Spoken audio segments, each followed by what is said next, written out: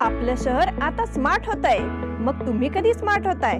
Smart न्यूजचे YouTube channel subscribe करा, smart बना. नोटिफिकेशनसाठी bell आयकॉनवर क्लिक करा. नमस्कार, मी अंकिता. स्मार्ट न्यूज बुलेटिन मध्ये आपलं स्वागत करते. सुरुवातीला एक नजर आजच्या ठळक घडामोडींवर. उद्याच्या महामेळाव्यासाठी सीमा बांधव सज्ज. हिवाळी अधिवेशनासाठी प्रशासकीय यंत्रणेकडून तयारी पूर्ण. महाराष्ट्र एकीकरण समिती महामेळाव्याच्या पार्श्वभूमीवर डेपो परिसराला पोलिसांचा वेढा. केंद्रीय आरोग्य मंत्रालयाकडून सतर्कतेचा इशारा. लष्कराला सक्षम बनविणाऱ्या पिनाक रॉकेट लॉन्चरच्या चाचण्या यशस्वी. जमिनीचे रूपांतरण त्वरित करण्यासाठी सरकारची योजना. वैभवनगर चर्चमध्ये घुसण्याचा तलवारधारी युवकाचा प्रयत्न. पौष्टिक आहार म्हणून विद्यार्थ्यांना फळांचे वितरण होणार.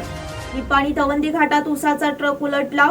अधिवेशनासाठी सरदास हायस्कूल मैदानाला वेठीस धरले.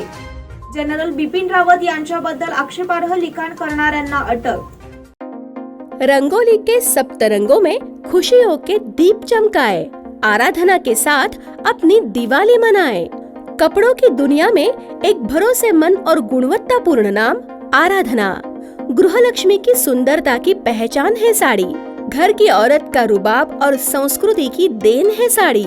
इस दिवाली के सुनहरे मौके पे आराधना लेके आए हैं महिलाओं के लिए मनपसंद साड़ीज और रेडीमेड सहित बच्चों के लिए आकर्षक और मनपसंद ड्रेसेस. पुरुषों के लिए जेंट्स वेयर में shirt, T shirts, jeans, formal और भी कई प्रकार के ड्रेसेस. जल्द ही अपनी मनपसंद ड्रेस खरीदे सिर्फ आराधना में. बेलगाम के वस्त्र जगत में बहुत ही बढ़िया है आराधना. नए कपड़े पहन के दीजिए दिवाली की शुभकामना. आराधना, मारुती गली, बेलगाम. आणि आता पाहूयात सविस्तर बातम्या.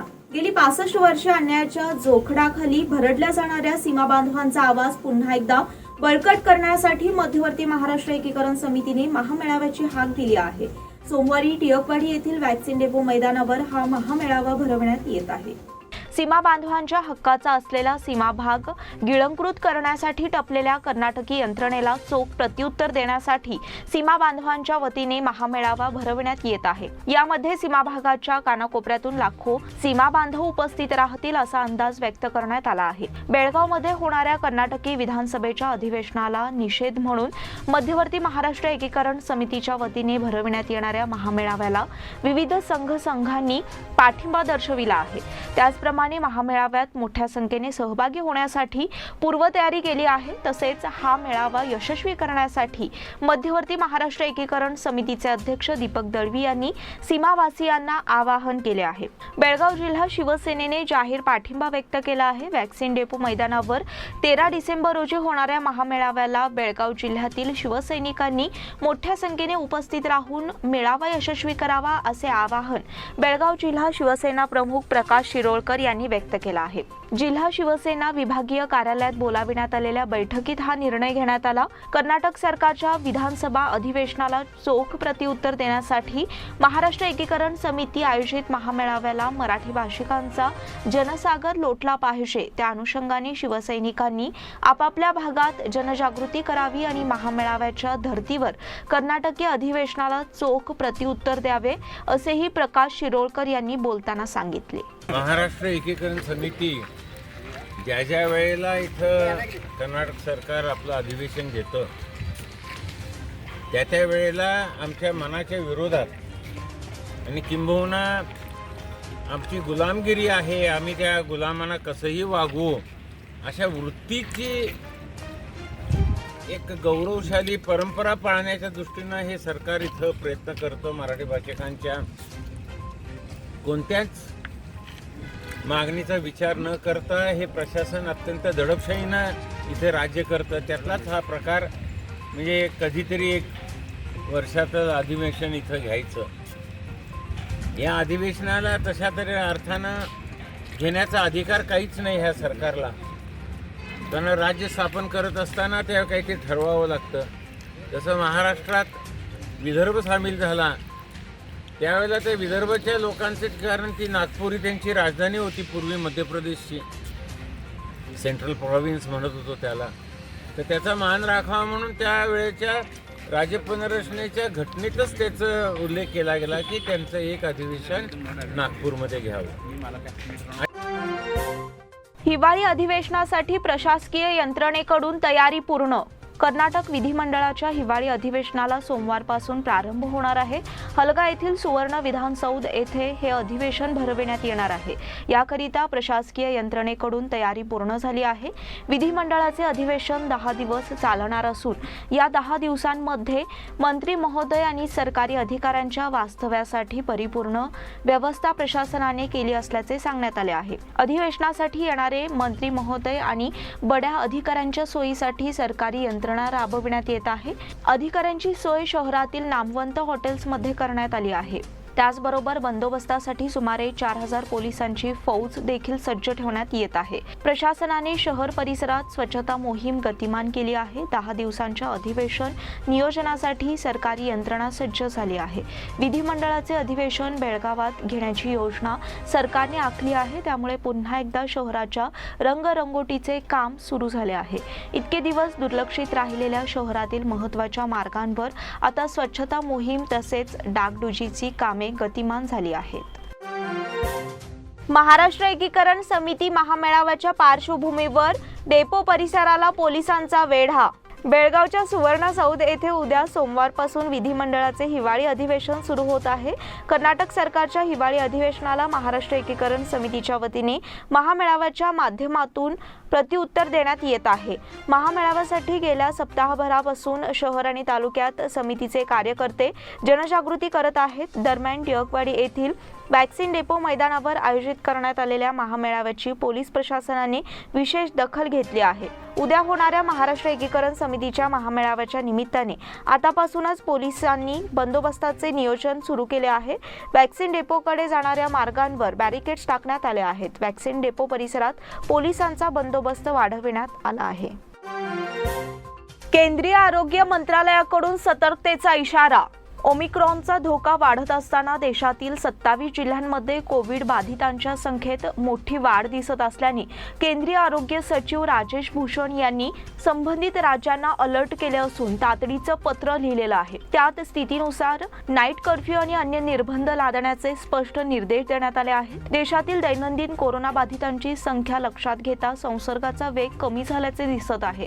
मात्र त्याचवेळी काही राज्यात अजूनही रुग्णसंख्या मोठी आहे. त्यातही ठराविक जिल्हे कोरोनाचे हॉटस्पॉट बनत चालले असून हीच बाब गांभीर्याने घेत केंद्रीय आरोग्य सचिवांनी महत्त्वाचे पाऊल उचलले आहे. कोविडची गेल्या 2 आठवड्यातील स्थिती पाहिल्यास 3 राज्यांमधील 8 जिल्ह्यात कोविड पॉझिटिव्हचा रेट 10% इतका झाला असून 7 राज्यातील 19 जिल्ह्यात हाच दर 5 ते 10% या दरम्यान राहिला आहे. ही स्थिती पाहता या सर्व 27 जिल्ह्यांबाबत संबंधित राज्यांना आरोग्य सचिवांनी काही निर्देश दिले आहेत. या सर्वच जिल्ह्यांवर बारीक लक्ष ठेवण्यात यावे. समूह संसर्ग वाढल्यास तो भाग कॅन्टोन्मेंट झोन म्हणून जाहीर करून त्यासंबंधी नियमांची अंमलबजावणी करण्यात यावी. त्यात नाईट कर्फ्यू, अधिक लोकांनी एकत्र येण्यावर निर्बंध आणणे, विवाह सोहळा तसेच अंत्यसंस्कार यासाठी उपस्थित मर्यादा निश्चित करणे यासारखी पावले तातडीने उचलण्यात यावीत असे या पत्रात नमूद करण्यात आले आहे. लष्कराला सक्षम बनविणाऱ्या पिनाक रॉकेट लॉन्चरच्या चाचण्या यशस्वी. पिनाक रॉकेट लॉन्चर हे स्वदेशी बनावटीचे रॉकेट लॉन्चर असून 1998 नंतर लष्करात दाखल झाले आहे. 44 सेकंदात 40 किलोमीटरपर्यंत मारा करू शकणारी 12 रॉकेट डागण्याची क्षमता ही सुरुवातीला पिनाकमध्ये होती. वेळोवेळी यामध्ये बदल करत याची गुणवत्ता, अचूकता यामध्ये बदल करण्यात आली आहेत. याचाच एक भाग म्हणून अधिक दूरवर मारा करणाऱ्या नवे पिनाक हे विकसित करण्यात आलं आहे. या नव्या पिनाकच्या चाचण्या राजस्थान येथे एका अज्ञात टेस्ट रेंजच्या ठिकाणी गेले 3 दिवस चाचण्या सुरू होत्या. यामध्ये वेगवेगळ्या अंतरावर मारा करू शकणाऱ्या पिनाक रॉकेटच्या चाचण्या घेण्यात आल्या. या सर्व चाचण्या समाधानकारक असून नवे पिनाक आता लष्करात दाखल होण्यासाठी सज्ज झालं असल्याचं केंद्र सरकारच्या प्रसिद्धी पत्रात म्हटलं आहे. जमिनीचे रूपांतरण त्वरित करण्यासाठी सरकारची योजना. जमीन खरेदी करून जमिनीचे रूपांतरण करण्यासाठी लाखो रुपये खर्च करावे लागत होते. आता राज्य सरकारने एकाच दिवसात जमीन परिवर्तन करण्याचा निर्णय घेतला आहे. विधानसभेत पत्रकारांशी बोलताना महसूल मंत्री आर अशोक यांनी जमीन परिवर्तनासाठी सुमारे 6 महिने वाट पाहावी लागल्याचे स्पष्ट केले. मात्र आता तशी स्थिती राहिलेली नसल्याचे ते म्हणाले. सध्याच्या जमिनीच्या रूपांतरणासाठी अनेक प्राधिकरणांची आणि जटिल नियमांची संमती आवश्यक होती. आता हे सोपे केले जाईल आणि एकाच दिवसात जमीन बदलण्याची व्यवस्था केली जाईल, असे मंत्री अशोक यांनी सांगितले. खरेदीदाराने जमीन रूपांतरणासाठी अर्ज केल्यास अधिकृत स्तरावर प्रति एकर 5 लाख रुपये खर्च करावे लागत होते. जमिनीच्या रूपांतरणासाठी अनावश्यक विलंब केला जात होता. प्रकल्पाला अनेक महिने विलंब होत असे, त्यामुळे गुंतवलेल्या पैशांवर व्याज देत बसण्याची वेळ येत होती. त्यामुळे प्रकल्प सुरू करण्यालाही विलंब लागत होता. त्यातून अनेक समस्या निर्माण होत होत्या. या सर्व बाबींचा विचार करून सरकारने एकाच दिवसात जमीन परिवर्तन करण्याचा निर्णय घेतला आहे. वैभवनगर चर्चमध्ये घुसण्याचा तलवारधारी युवकाचा प्रयत्न. शहरातील वैभवनगर येथील चर्चमध्ये काही तलवारधारी युवकाने घुसण्याचा प्रयत्न केला, मात्र हा प्रयत्न वेळीच रोखण्यात आला. त्यामुळे पुढील प्रसंग टळला आहे. याबाबतची माहिती अशी की शनिवारी दुपारी 3च्या सुमारास वैभवनगर येथील सेंट जोसेफ चर्चमध्ये एका तलवारधारी युवकाने घुसण्याचा प्रयत्न केला, मात्र चर्चच्या ठिकाणी श्वानामुळे त्याचा प्रयत्न फसला. याची माहिती मिळताच येथील धर्मगुरू आणि नागरिकांनी याबद्दल विचारणा करण्याचा प्रयत्न केला. त्यानंतर त्याने तेथून पलायन केले. त्याची छबी येथील सीसीटीव्ही मध्ये कैद झाली आहे. बेळगाव विभागाचे बिशप डेरेक फर्नांडिस यांनी या ठिकाणी भेट देऊन पाहणी केली. तसेच याबाबत एपीएमसी पोलिसांना माहिती देण्यात आली असून अधिक तपास सुरू करण्यात आला आहे. पौष्टिक आहार म्हणून विद्यार्थ्यांना फळांचे वितरण होणार. राज्यातील अंगणवाडी आणि शालेय विद्यार्थ्यांना माध्यान्ह आहारामध्ये फलाहाराचा पर्याय देखील उपलब्ध करून देण्याची व्यवस्था करण्यात येईल, असे आश्वासन राज्याचे शिक्षण मंत्री BC नागेश यांनी दिले आहे. सध्या पौष्टिक आहार स्वरूपात अंडी वितरण करण्याच्या योजनेला अनेक संघटनांनी विरोध केला आहे. या पार्श्वभूमीवर शिक्षण मंत्र्यांनी ही माहिती दिली आहे. तसेच ज्या विद्यार्थ्यांना अंडी सेवन करायचे नसेल त्यांच्यासाठी फलाहार उपलब्ध करून देण्यात येईल, असे त्यांनी सांगितले आहे. राज्य सरकारने शिक्षण विषयक सुधारणांची योजना आखली आहे. यामधून राज्यात नव्याने 15,000 शिक्षकांची नियुक्ती करण्याचा प्रस्ताव आहे. याबाबत लवकर कार्यवाही करण्यात येईल, असे देखील त्यांनी सांगितले. सरकारी शाळांची अवस्था सुधारण्याच्या संदर्भात सरकारसमोर योजना तयार आहे. याची कार्यवाही गतिमान करण्यासाठी लवकरच पावले उचलण्यात येणार असल्याचे देखील त्यांनी सांगितले. निपाणी तवंदी घाटात उसाचा ट्रक उलटला. निपाणी जवळील तवंदी घाटात शुक्रवारी रात्री 1च्या सुमारास उसाने भरलेला ट्रक उलटला. बेळगावहून निपाणी हाल शुगर कारखान्याकडे जात असताना अमर हॉटेलजवळ ट्रकचा टायर फुटल्याने भर रस्त्यात उसाचा ट्रक पलटी झाला. सुदैवाने या अपघातामध्ये कोणतीही जीवितहानी झाली नाही, मात्र या अपघातात ट्रकचे मोठे नुकसान झाले आहे. या घटनेची नोंद निपाणी पोलीस स्थानकात झाली आहे. अधिवेशनासाठी सरदास हायस्कूल मैदानाला वेठीस धरले. कर्नाटक राज्य सरकारच्या हिवाळी अधिवेशनाच्या निमित्ताने आता बेळगाव शहरातील सरदास हायस्कूल मैदानाला देखील वेठीस धरण्यात आले आहे. फक्त खेळासाठी म्हणून घोषित केलेल्या या मैदानावर राहण्यासाठी मोठा तंबू उभारण्यात आल्यामुळे क्रीडाप्रेमींमध्ये सखेत आश्चर्य व्यक्त होत असून क्रीडापटूंमध्ये तीव्र नाराजी व्यक्त होत आहे. बेळगाव शहरातील सरदास हायस्कूल मैदान हे फक्त खेळासाठी राखून ठेवण्यात आले आहे. बेळगाव महापालिकेच्या अखत्यारीत असलेले हे मैदान खेळ वगळता कार्यक्रम अथवा सभा समारंभ आदी कोणत्याही अन्य कारणास्तव वापरण्यास दिले जाऊ नये असा ठरावही झालेला आहे. त्यामुळे पूर्वी या मैदानावर आयोजित केली जाणारी प्रदर्शने, मेळावे, फनफेअर वगैरे सर्व काही अलीकडच्या काळात बंद झाले होते. नुकत्याच झालेल्या विधान परिषद निवडणुकीच्या नामांकन अर्ज भरण्याच्या शेवटच्या दिवशी या मैदानावर झालेल्या कचऱ्याविरुद्ध क्रीडाप्रेमींसह प्रसार माध्यमांनी आवाज उठविल्यामुळे मनपा आयुक्तांनी तात्काळ या मैदानाची साफसफाई करून दिली होती.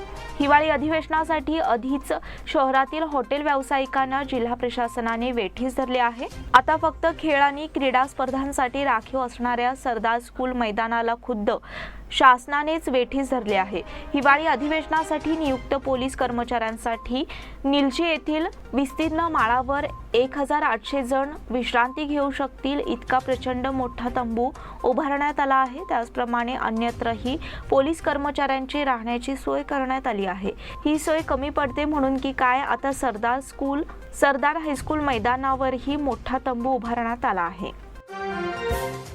जनरल बिपिन रावत यांच्याबद्दल आक्षेपार्ह लिखाण करणाऱ्यांना अटक. संरक्षण दल प्रमुख बिपिन रावत आणि इतर सैनिकांच्या तमिळनाडूतील कुन्नूर येथे झालेल्या हेलिकॉप्टर अपघातातील मृत्यूबाबत देश शोक व्यक्त करत असतानाच त्यांच्या विरुद्ध अपमानास्पद शेरेबाजी करणाऱ्या व्यक्तींना गुजरात आणि मध्य प्रदेशमध्ये अटक करण्यात आली आहे. याचवेळी दिवंगत संरक्षण दल प्रमुखांविरोधात आक्षेपार्ह शेरबाजी करणाऱ्या राष्ट्रविरोधी व्यक्तींचा शोध घेऊन त्यांच्या विकृत मनोवृत्तीसाठी त्यांना योग्य ती शिक्षा द्यावी असे निर्देश कर्नाटकचे गृहमंत्री आरका ज्ञानेंद्र यांनी पोलिसांना दिले आहे. रावत यांना श्रद्धांजली वाहणाऱ्या एकाने फेसबुकवर टाकलेल्या पोस्टवर दिलेल्या प्रतिक्रियेत जनरल रावत यांच्याबद्दल आक्षेपार्ह शब्द वापरणाऱ्या फिरोज दिवान याला शुक्रवारी गुजरातच्या भरूच जिल्ह्यात अटक करण्यात आली. दंगल माजवण्याच्या उद्देशाने चिथावणी देणे, राष्ट्रीय ऐक्यतेला बाधक असे कृत्य करणे आणि शांतता भंग करण्यासाठी जाणीवपूर्वक अपमान करणे यासह इतर गुन्हे त्याच्यावर दाखल करण्यात आले आहेत. या बुलेटिन मधील पुढील बातम्या छोट्याशा विश्रांतीनंतर. Poddar Brothers Jewelers. A perfect blend of traditional and modern jewelry in North Karnataka, Goa, and southern Maharashtra, serving since 5 generations.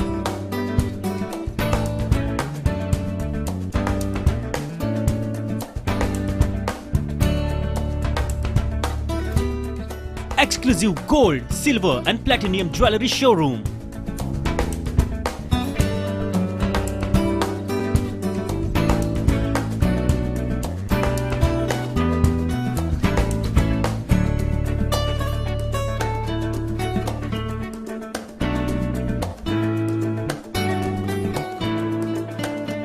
Poddar Brothers, Poddar Sons and Grandsons.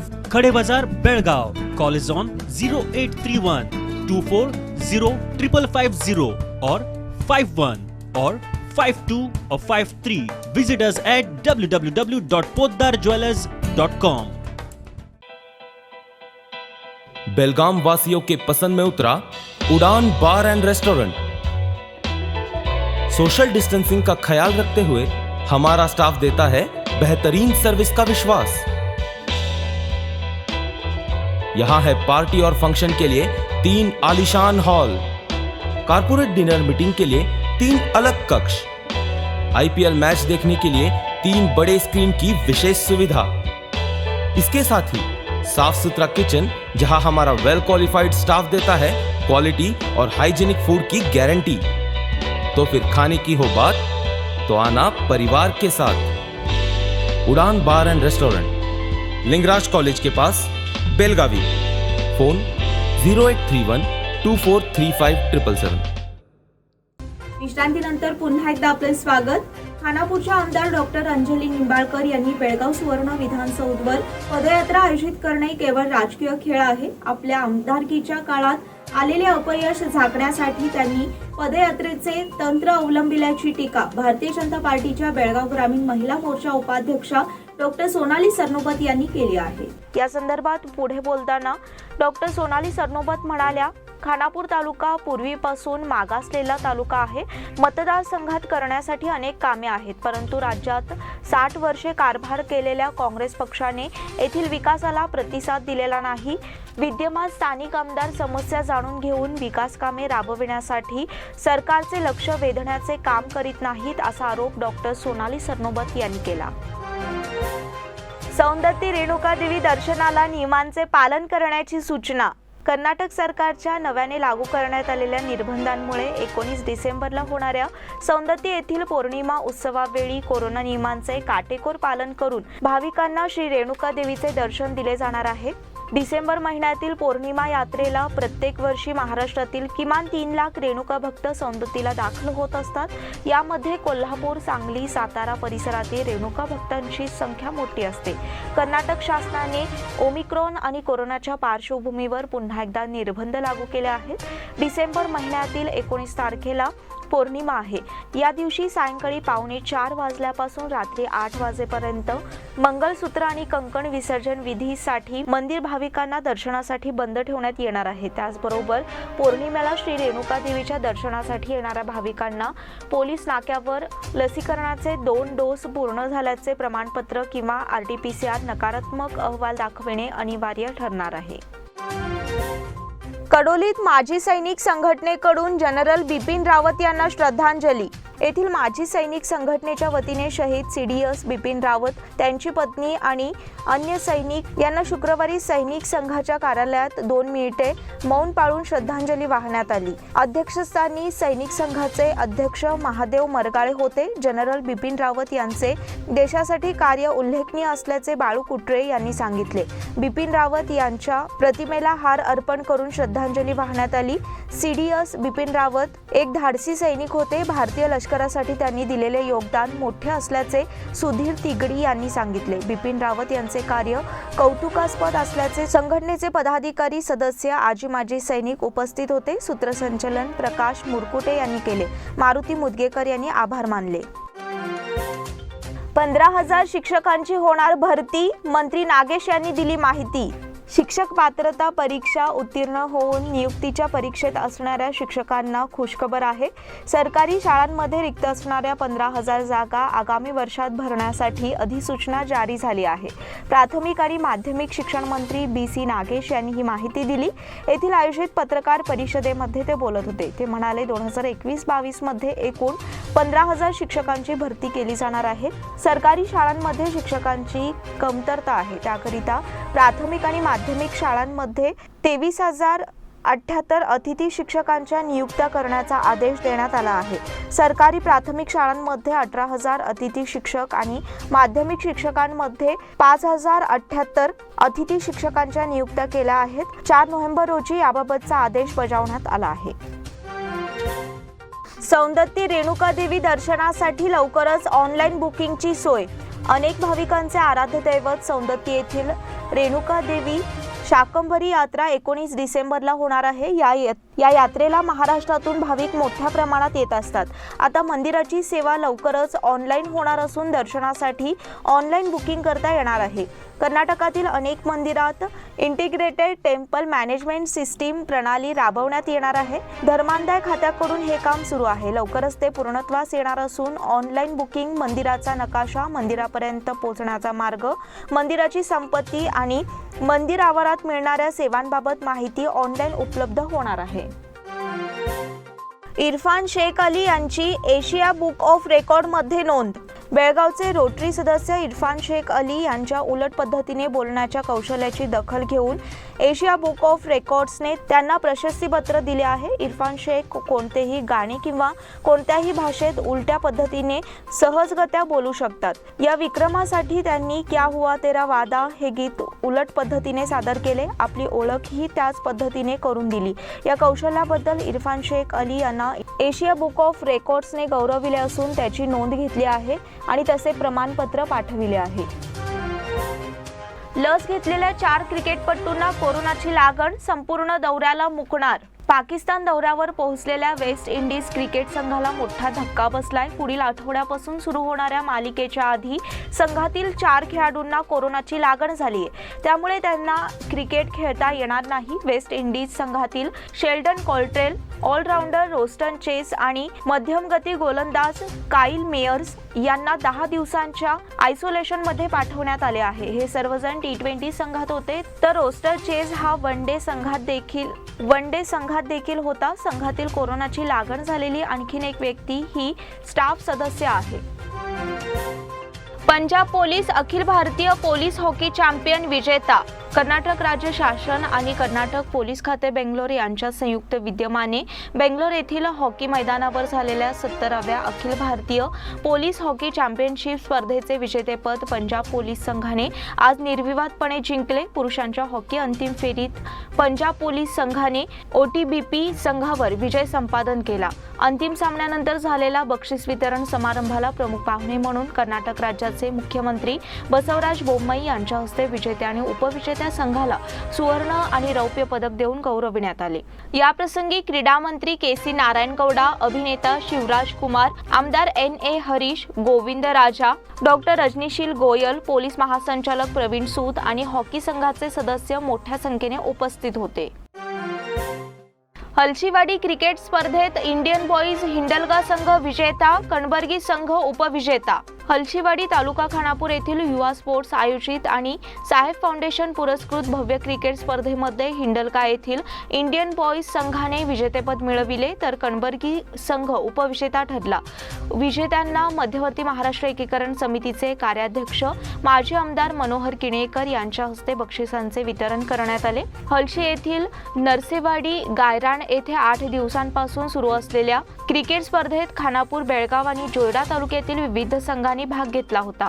पहिल्या उपांत्य सामन्यात जय गणेश कणबर्गी संघाने लोहित बीडी संघाचा पराभव करून तर हिंडलगा संघाने हलकर्णी संघाचा एकतर्फी पराभव करून अंतिम फेरीत प्रवेश मिळविला होता. अंतिम सामन्यात हिंडलगा संघाने प्रथम फलंदाजी करताना 8 षटकात 99 धावा बनवित विजयासाठी कणबर्गी संघासमोर 100 धावांचे उद्दिष्ट गाठले होते. मात्र हिंडलगा संघाच्या उत्कृष्ट गोलंदाजीमुळे कणबर्गी संघ 68 धावांपर्यंत मजल मारू शकला. त्यामुळे हिंडलगा संघाला 31 धावांनी विजय मिळाला. विजेत्याने उपविजेत्या संघासह हलकर्णी संघाच्या भीमा तलवार, सामनावीर सुशांत कोवाडकर आदींना बेळगाव तालुका युवा आघाडीचे अध्यक्ष संतोष मंडलिक, APMC सदस्य महेश जुवेकर, साहेब फाउंडेशन जॉन्स रॉड्रिक्स, खानापूर युवा समितीचे अध्यक्ष धनंजय पाटील, आंबेवाडी ग्रामपंचायतीचे अध्यक्ष चेतक पाटील, बेळगुंदी पंचायतीचे सदस्य राजू किणेकर, खानापूर समितीचे सचिव गोपाळ देसाई, PH पाटील, हलशी पंचायतीचे सदस्य चंदू पटेल, पांडुरंग फाउंडेशन आदी मान्यवरांच्या हस्ते बक्षीस वितरण करण्यात आले. स्पर्धा यशस्वी करण्यासाठी रघुनाथ देसाई, मिलिंद देसाई, दिनेश देसाई, वैभव देसाई, शुभम देसाई, साई सुतार, राजन सुतार, प्रशांत देसाई, वामन देसाई, अनंत देसाई, राजकुमार देसाई, रमेश देसाई, विलास देसाई, राजू देसाई, पुंडलिक देसाई आदींनी परिश्रम घेतले. इनाम बडस येथे प्रो कबड्डी स्पर्धेला शुभारंभ. इनाम बडस येथील छत्रपती शाहू कला क्रीडा युवक मंडळातर्फे आयोजित खुल्या प्रो कबड्डी स्पर्धेचे उद्घाटन मान्यवरांच्या उपस्थितीत करण्यात आले. माजी महापौर शिवाजी सुंडकर, भाजप राज्य AC मोर्चा कार्यकारिणी सदस्य पृथ्वी सिंग, मनोहर पाटील, पुंडलिक पावशे, निंगाप्पा जाधव, महेश रेडेकर, सुभाष हदगल, DN देसाई, KN पाटील, पितांबर पाटील यांच्या हस्ते दीप प्रज्वलन करण्यात आले. बालाजी ग्रुपचे चेअरमन राघवेंद्र गौडा यांच्या हस्ते स्पर्धेचे उद्घाटन करण्यात आले. मैदान पूजन दस्तगीर बालीकर यांच्या हस्ते झाले. पृथ्वीसिंह म्हणाले, ग्रामीण भागातच ताजीवंत खेळाडूंची जडणघडण होते. सध्याच्या धावपळीच्या काळात युवकांनी व्यसनापासून दूर राहावे. निरोगी आरोग्य राहिल्यास सशक्त समाज घडतो. स्पर्धेत कर्नाटकासह महाराष्ट्रातील कबड्डी संघ सहभागी झाले होते. विजेत्या संघाला 31,000, उपविजेत्या संघाला 21,000 तर तृतीय क्रमांकाला 11,000 रुपयांचे बक्षीस आहे. स्पर्धेत कर्नाटकासह महाराष्ट्रातील कबड्डी संघ सहभागी झाले आहेत. विजेत्या संघाला 31,000, उपविजेत्या संघाला 21,000 आणि तृतीय क्रमांकाला 11,000 रुपयांचे बक्षीस देण्यात येणार आहे. याचबरोबर स्मार्ट न्यूजचे आजचे बुलेटिन इथेच संपले. धन्यवाद.